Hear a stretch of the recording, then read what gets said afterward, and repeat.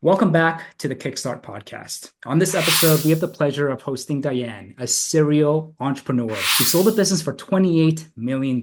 She now helps people scale their businesses and achieve the success that she was able to in the recruitment sphere. Diane, so excited to have you on the show. Thank you so much for your time. Hey, Preston. Great to be here. Hey, Ryan. So I guess a fitting way to get started, Diane, is just giving it back to you. For those who are unfamiliar with your background, would you just mind sharing a little bit more about yourself? Yeah, absolutely. So one of the things that is a little bit different about me is that, most people say they got into recruiting accidentally, and I got into it very intentionally. I got into it because I wanted to build a business. This is with my then husband. We wanted to build a business that we could scale and exit, like not having any entrepreneurial or really much life experience at that point. Yeah, so I got into it really intentionally because we were trying to figure out what kind of business could you do that would that work? And so a lot of brainstorming, trying to figure it out. So that's how we arrived at staffing. That's how I got into the business. And yeah, that's just a little bit about me. That's I- so I'm curious, Diane. There's so many businesses out there you can start with the goal of, I'm going to sell, I'm going to exit. What made recruiting or staffing come to you guys as like, this is the one for us? I think it was just like kind of the idea that came up. And it was also the niche also came with the idea. So it was like everything kind of came together. It wasn't so much that we said, okay, let's start a staffing agency. It was we were very niche. We did title insurance people and then later escrow and mortgage. And my dad worked in title insurance. And he said, because we were always talking about like, okay, what are we going to do? Like what kind of business? And then, kind of had to go through that filter. Like, is this scalable? Is this something that we could exit? And then we're out to dinner with my dad one night and he goes, why don't you start a temp agency for title people? Well, that's the idea. Gotcha. So it was temp, not the direct placement side. Is that correct? Mhm. Gotcha. Super interesting. And so at the peak, what was like the revenue for the business? How many employees did you have in the business? Would you be able to share a little more color about that? I'm curious. Yeah, the peak. Well, when we got to our $1 million week, that was amazing. So we already it was a big celebration when we billed $1 million one week. So we were at about like highest year was almost 50 million, and then like 35 million was kind of normal, but it took us 6 years to get there. So and we had about anywhere between six and a little under 800 contractors working at any given time. And once we were like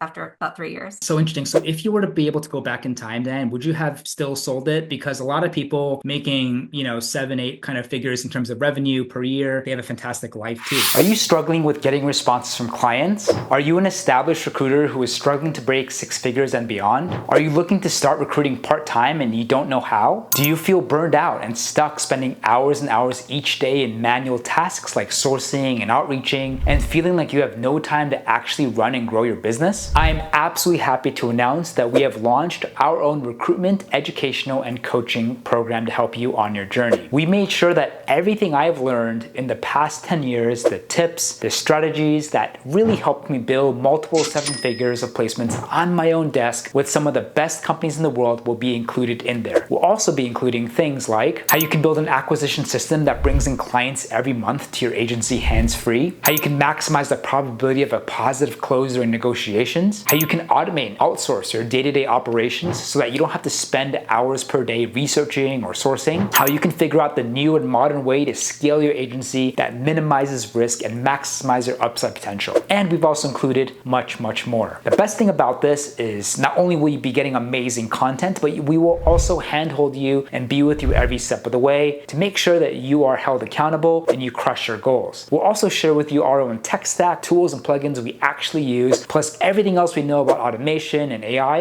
to help you save time, work smarter, and not be a slave to your business. The exciting news is that we've actually rolled this out to a select few people earlier this year, and I'm excited to see them well on the way to multiple six figures, with some breaking $30,000 to $50,000 per month already. So if you're interested to be a successful recruiter that can dominate in any market conditions, make sure you click on the link below to chat with another member of our team, and we're happy to chat with you to see if we can help you out. Make sure you jump on this really quickly. See you on the other side. So if you were to be able to go back in time, then would you have still sold it? Because a lot of people making, seven, eight kind of figures in terms of revenue per year, they have a fantastic life too. And for a lot of people, initially they come in, they build a business with the intent to exit, and they're like, hold on a second, maybe I don't have to. Maybe I can hold on to this. Maybe I can have a fantastic life, or maybe I can reallocate like the cash that we're basically producing into other ventures, into other businesses. So was that ever like a conversation with you and your husband, or were you guys just really just crystal clear on let's grow it, let's exit, walk away, possibly rinse and repeat? Yeah, we were really clear on that. And I mean, there were times where I had some regrets afterwards because we sold to a public company called Hall Kenyon, then they sold to Kforce. They did get to 100 million in our division because they ran it under our name for a while under K-Force On Staff, it was called. So yeah, but also I think there's different personalities because there's people who started when we started who are still doing it and they're, billion-dollar companies. Like Ben Roth is an example of ultimate staffing. Like he started, I think, a little bit before we did. And also Janice Howroyd from Apple One. I mean, she's phenomenal. She's,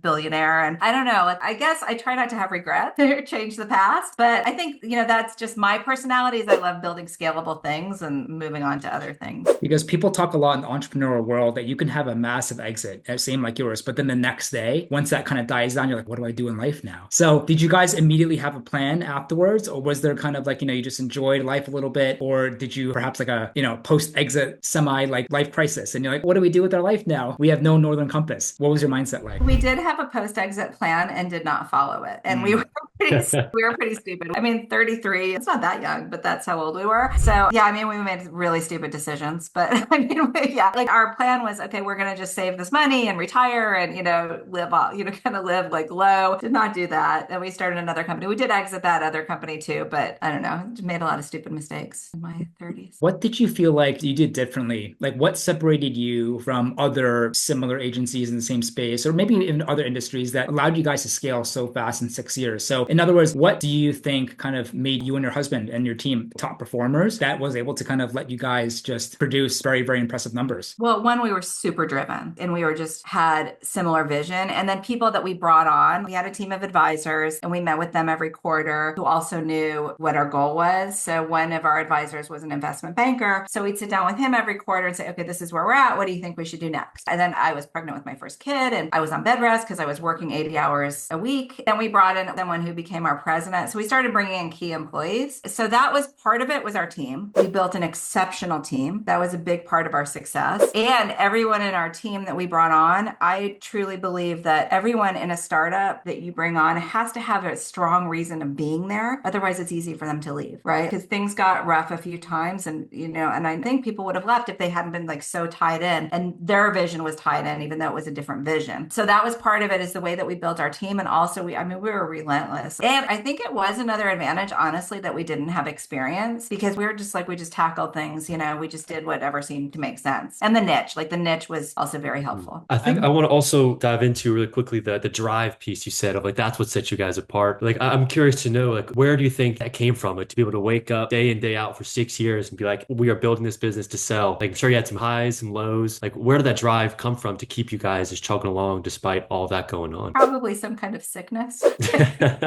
Fair enough. Yeah.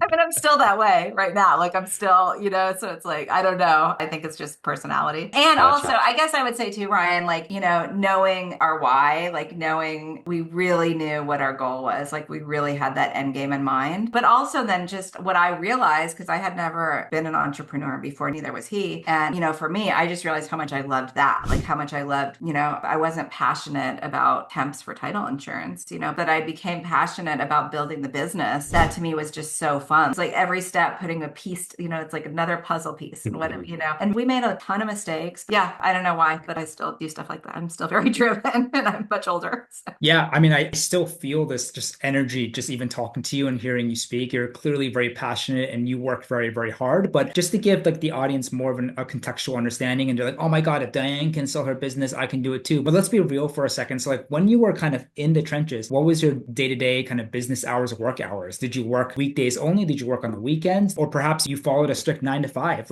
or did you work just 24/7 all the time, every time? Yeah, pretty much the latter. We worked all the time. Yeah. We did. And then until we started bringing people in, because that is why, don't want to be dramatic, but like I almost lost my baby because I was working so hard. And so it was like, I really, for a while, had no, I don't know, that's all I was doing. But then that was a huge sign. And then that's also like what helped our growth because that caused us to then bring on other key executives that really did help us to grow. And that's why we were able to exit. That's amazing. Do you think it's easier or harder to sell a company in 2025 than when you did it? I think and I've sold a few companies. And one thing that I've learned is that there's always a really specific reason why the buyer buys a company. So there's all sorts of different reasons. So I don't know the answer if it's easier or harder now. I sometimes publish a list of 225 staffing agency exits over the last 3 years. It's interesting to look, like if you look at Crunchbase, or I think it's really interesting to see because it's still like there's still a lot of M&A in acquisition activity in the industry, but not so much for direct. It's really staffing. I mean, staffing really has that recurring revenue value where you can exit. So you have experience building and scaling multiple businesses, and now you're spending most of your time right now helping other businesses scale, right? And I think one of your businesses to really kind of implement the infrastructure, leveraging kind of international talent or VAs or similar talent equivalent to that. So what kind of inspired you to do that? Was there like a clear pain point that you saw throughout your kind of previous entrepreneurial experiences, and what kind of drove you to make that decision? And this one came about a little differently because I knew I wanted to start something again. And I've always loved coaching and that kind of thing. So what I decided to do though was I started with the coaching business. I just kind of threw it out there and said, hey, I'm coaching. Don't know exactly what it looks like. It's $6,000 every 90 days. And people started paying. That was not my end goal. My end goal was to build a scalable business. So I thought, okay, this is going to be my MVP. This is my minimum viable product is coaching because I can get clients quickly. I'm actually spending these like kind of intimate conversations with my ideal clients. And then I'll figure out from there what value I can bring and what people really need. I was coaching all kinds of founders, like startup tech founders, even like retail store owners, all sorts of different kinds of founders. Then I really niched and I decided, okay, let's follow my own advice and niche. So I started niching and staffing and recruiting. And then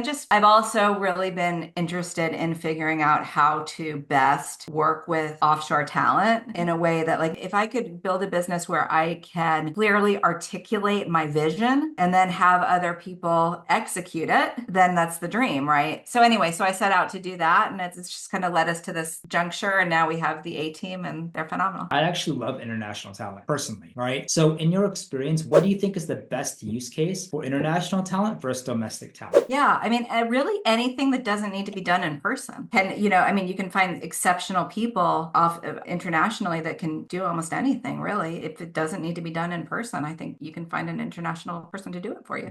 It's super interesting. And I guess like from your vantage point for someone who's been very active in the staffing recruitment industry, how do you think like if you were to maybe use one or two words to describe the industry word it's right now compared to your first foray into it, like what would you say? What are the biggest differences that you're seeing in their industry now that just wasn't prevalent before?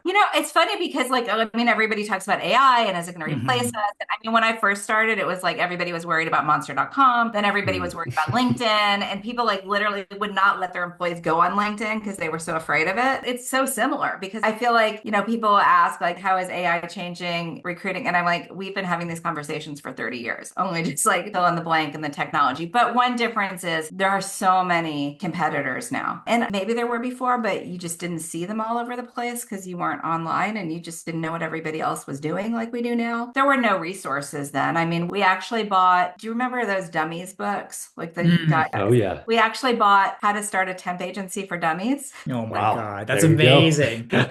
I hope you still have it, by the way. Maybe perhaps you framed it on the wall or something. Out of print. I'm so bummed.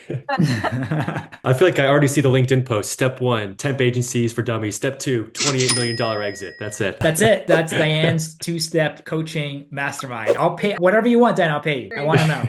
That's awesome. incredible. Honestly, though, what are your thoughts of like AI and how do you think that's going to have an impact in our industry? Yeah, I mean, AI, like, who knows what's even going to happen? I mean, it was when I was in high school, I could not even fathom what the internet meant, or, like that was just an idea. So I really think we just don't know. But like for today, I mean, one thing I love is staying relevant and adapting the new technology. I mean, there's so many things. I don't know if you saw my LinkedIn post today, but I wrote a comedy skit. Did you see that? I said did. a comedy skit about recruiting or, knowing. So, I mean, there's so many things, which was amazing because I've been trying to write comedy forever and I haven't been able to get it down. And then I just thought yesterday, I'm like, wait, there's a formula to this. Let me ask ChatGPT. And all of a sudden, like within seconds, I had this hilarious skit. So I think really like for now, I don't know what's going to happen in the future. We might all, turn into robots and, singularity might come to, who knows, that could happen. But for today, I'm really enjoying using AI and tools that just to make our lives easier. And it also really does give small agencies a way to compete with the bigger agencies. And there's so many different startup tools now, like Juicebox for sourcing or,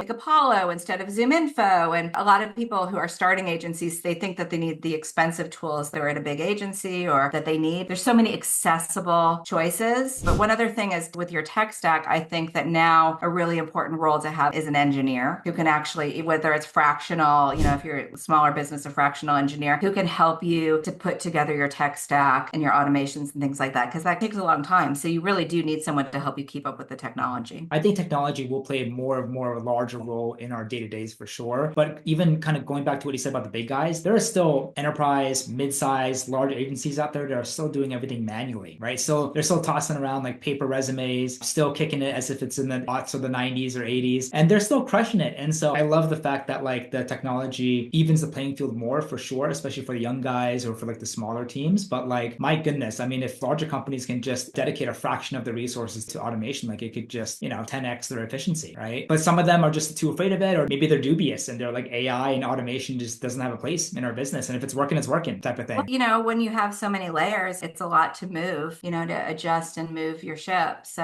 at a staffing industry analyst conference in it was like 2011, I think, I was talking to one of the C-suite executives at Kelly Services. He was talking about was how he wished like they were trying to figure out how to get back to that boutique feel, because they were not like, no one was making a profit. Like the big agencies were all like just taking losses and like doing these like crazy accounts where they were losing money just so they could get market share. So yeah, and I think there are a lot of advantages to being little.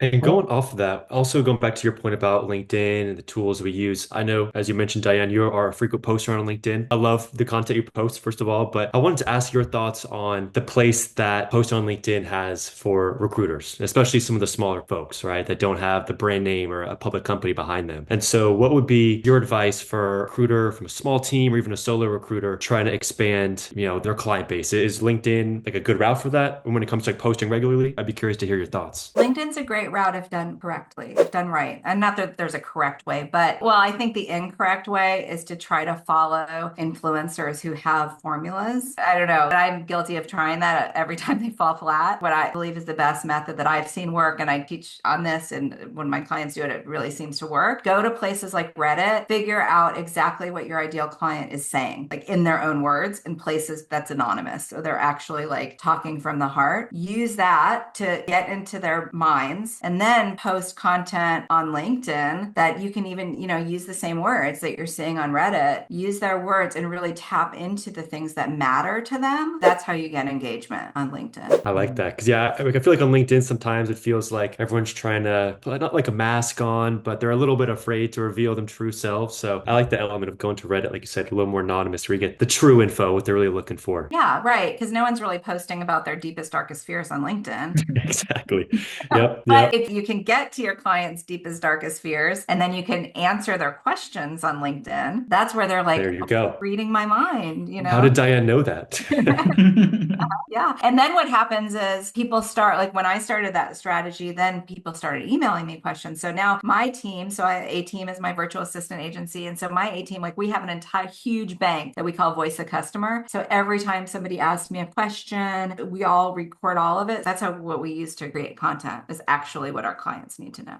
I love that. For people who are building their businesses right now, and there's just in the business world and the entrepreneur world, there's a lot of opinions on exiting or not exiting. So in your opinion, and going back to us talking about the dummies, right? So to explain it simply in the dummy lingo, like what is the main difference of building a business to sell versus building a business to not to sell, right? Like, are you looking at different metrics? Are there different steps? Obviously, it's very helpful to have relationships with IB bankers or PE and people like that to be able to kind of help spark those discussions. But in terms of like just day-to-day operations, revenue, kind of profits, or just numbers you're looking at, what becomes top of mind for you? Yeah, well, I recommend that people, whether you're looking to sell your business or not, I still recommend taking the steps that would make you attractive to a buyer, because if you consider yourself, you're going to own this asset, right? So like, why wouldn't you want to make it in a way that it's a valuable asset? So it would be the same, really a lot of the same structures, or a lot of the same things you would put in place. So you want to have a stellar team. One of the things that people want to see when you're looking to sell are clean books. You want to have clean books anyway. So I would say the things that you would do to exit, you want to do for yourself. Because if you decide to keep your business 20, 30, whatever years, or pass it down, you want it to be an asset for you. So I would say do the same thing. Gotcha. Is your current business, are you looking to, is that the plan again for you to be able to sell it? Or are you also maybe perhaps perhaps things are a little bit different? You want to build a business that lasts longer, same plan or different? I don't know. Yeah, Just maybe. TBD. Yeah, that is, it could be. It could be part of the plan. I don't know yet. This time, I don't know. I'm having a lot of fun with it. We have office hours with our team, with the virtual assistants, and it's just so inspiring and they're amazing. And so, yeah, I don't know yet. I don't know. Yeah, I mean, it really sounds like you're just having a blast, Diane.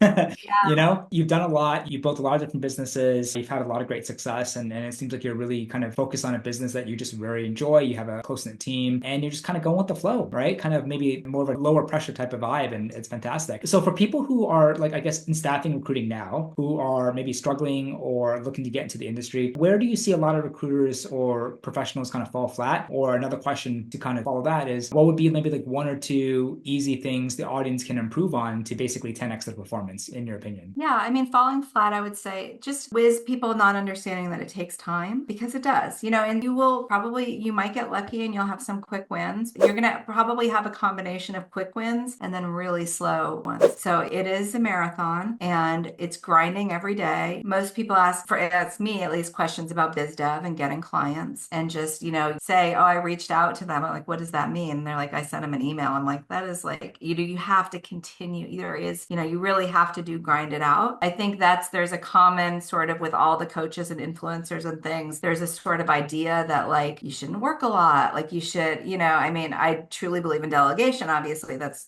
what A Team is all about, but it's going to be hard work. Like nobody builds an 8-figure business. Well, I don't know. Again, I don't know. Could be, but nobody I know has built an 8-figure business. And just, I mean, all the famous billionaires and things that I follow, they all hustled. So that's one thing I think that people have the misconception of, like, I should be able to, work 4 hours a week and not work. Yeah, I think that'd be absolutely incredible if you can. We're not saying it's impossible, but I too have yet to meet someone that was able to scale a business to 8 or 9 figures plus. I don't know. Do you really believe Tim Ferriss only works 4 hours? I don't know. I mean, he might. I don't know. Ooh, Diane's calling you out, Tim.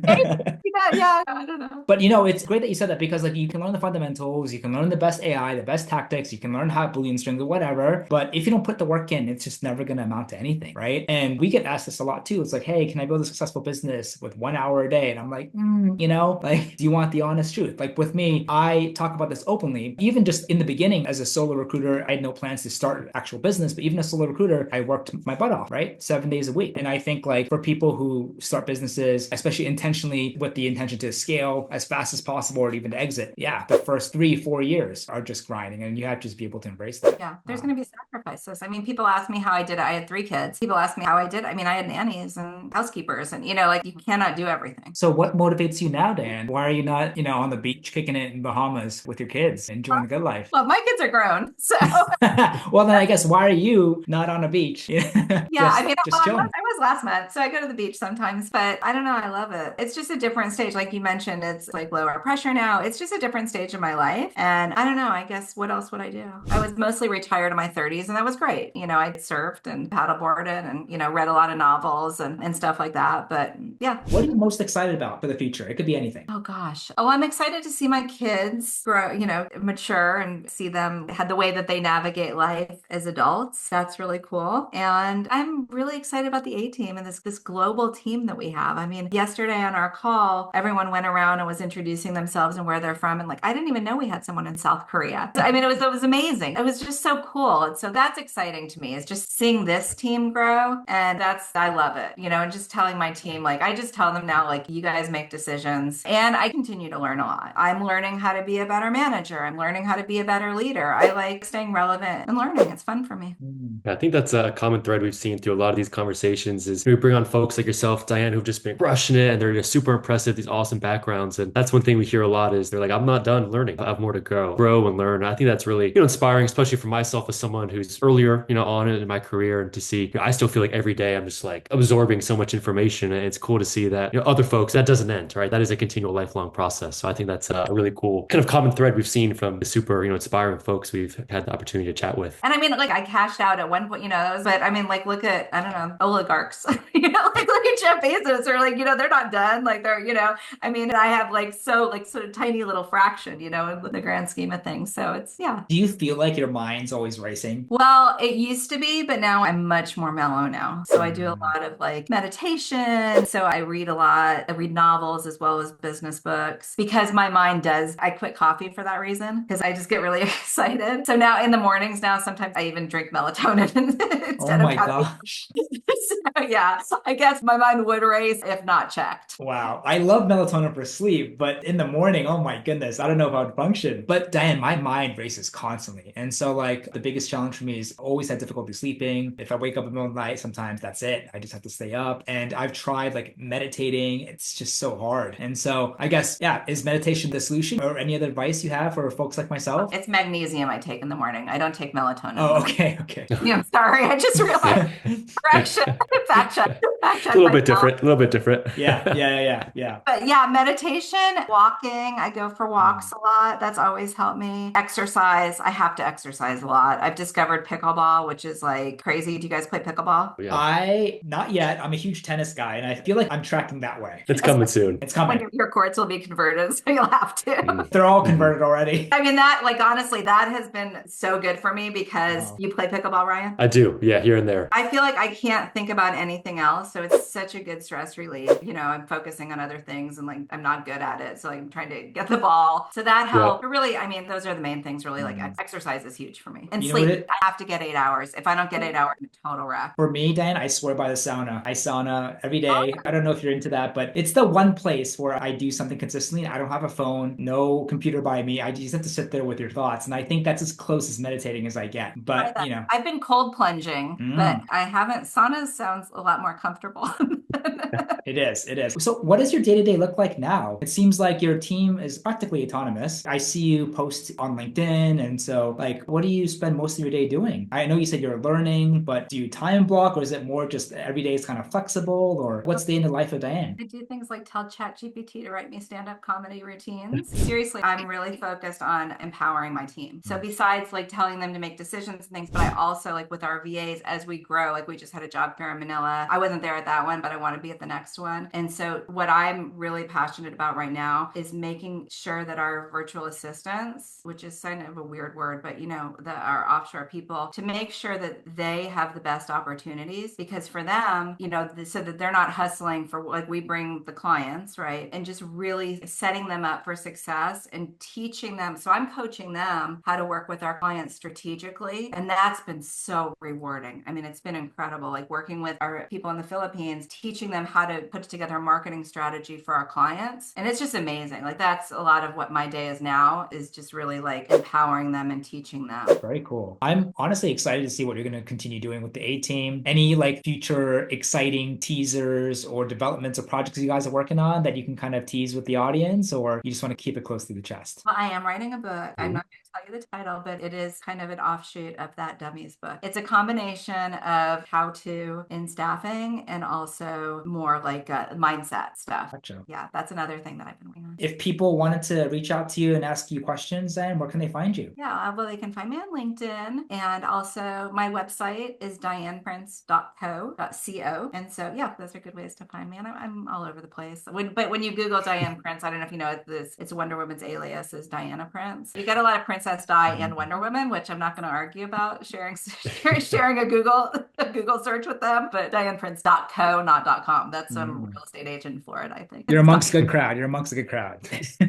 Ryan, any last questions you want to ask Diane before we let her go? I think I'm all good. Yeah, I appreciate it, Diane. This has been awesome. It's been great. Can hear a little more about your story and what you're working on now. And yeah, appreciate the time. Guys, nice chatting with you. Yeah, likewise, Diane. For someone that's in the recruiting and staffing, it's particularly very impressive to meet someone like yourself who just basically fell into entrepreneurism, fell into a staffing business. You worked really, really hard and you exited. Right? That's really, really amazing. And you did that a couple more times and now you're working on another awesome project. So I'm frankly just very excited to meet you and also to kind of keep tabs and see what you and your team will continue to do into the future. And I have a pretty big, I would say, suspicion that maybe you and I will cross paths on the surf waves or pickleball courts one of these days, Diane. So please continue to keep doing what you're doing. Really, again, thank you for your time and wish you and your team nothing but fantastic love and support and absolute success. Thanks, guys. You got it. Take care.